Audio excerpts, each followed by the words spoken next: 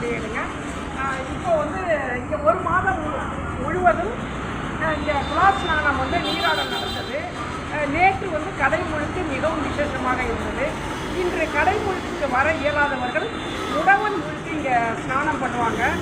இங்கே நான் ஏற்கனவே என்னுடைய பணியில் கூறியபடி இங்கு நாம் ஸ்நானம் செய்யும் பொழுது நம்மிடம் உள்ள கடினங்கள் எல்லாம் அந்த காவேரியோடு போய்விடும். ஒவ்வொரு ஆண்டும் இந்த துலாக்கட்டத்தில் நீராடுபவர்களுக்கு அந்த அனுபவமும் உண்மையும் புரியும். இங்கே வந்து திருக்கல்யாணம் நடைபெற்ற அரச மரம், வேப்ப மரம், அங்கே வந்து விநாயகர் இருக்குது. அங்கே சிவாலயம் ஒன்று உள்ளது. இங்கே பின்புறம் பார்த்தா வந்து மேதா தட்சிணாமூர்த்தி அப்படிங்கிற மிகப்பெரிய சிறப்பு பெற்ற குரு பரிகார ஸ்தலம் உள்ளது. இது பூராவும் காவேரி ஆற்றினுடைய கரை.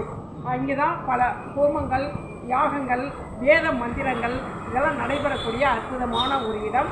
கடைமுழுக்கு என்பது வெகு விமரிசையாக இங்கு நடைபெறும். அந்த நேர் ஆப்போசிட் சைடு எடுத்துருங்க.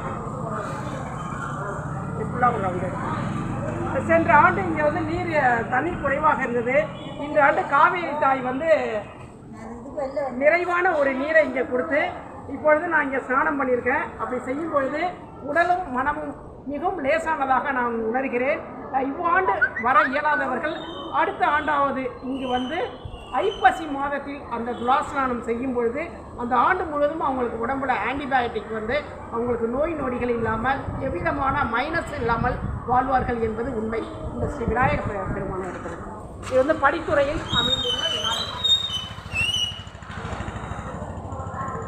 படித்தேன் 30 நாளும் வரலைனாலும்